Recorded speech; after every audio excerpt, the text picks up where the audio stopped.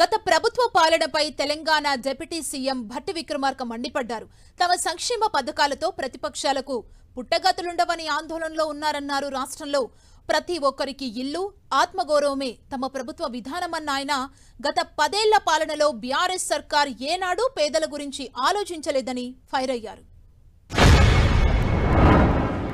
గత ప్రభుత్వం 10 సంవత్సరాలు డబుల్ బెడ్రూమ్ ఇల్లు ఇస్తామని,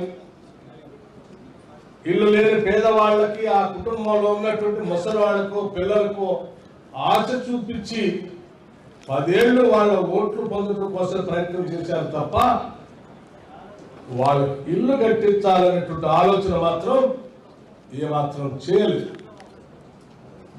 కేవలం వాళ్ళ అవసరాలని మన ఓట్లుగా మార్చుకుందాం అనేటువంటి ఒక దుర్మార్గమైనటువంటి ఆలోచన చేశారు తప్ప పాలకులుగా ప్రజల ఇబ్బందుల్ని, అవసరాలు తీర్చుదాం అనేటువంటి ఆలోచన చేయలేదు.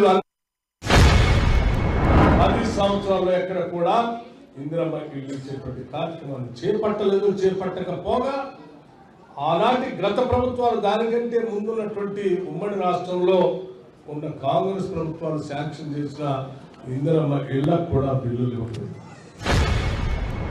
పేదవాళ్ళు ఏమైపోయినా పర్వాలేదు, వాళ్ళకి ఇల్లు లేకపోయినా పర్వాలేదు, వాళ్ళు ఏ ఇబ్బందులు పడ్డా పర్వాలేదు, మనం మాత్రం పాలకులుగా విలాసవంతమైనటువంటి జీవితాన్ని, మనం మాత్రం పాలకులుగా ఈ రాష్ట్రంపై పడి దోపిడీ చేసుకున్నటువంటి ఆలోచనతోనే 10 సంవత్సరాలు పాలన చేశారు తప్ప ప్రజల గురించి ఒక్కసారి కూడా ఆలోచన చేయలేదు.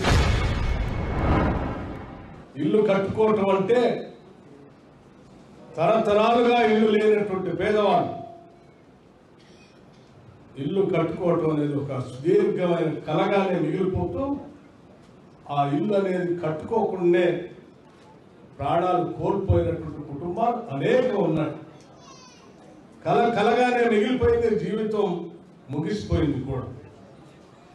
కానీ అటువంటి పరిస్థితి, దుస్థితి ఇందిరమ్మ రాజ్యంలో ఏ కుటుంబానికి కూడా ఉండటానికి లేదు.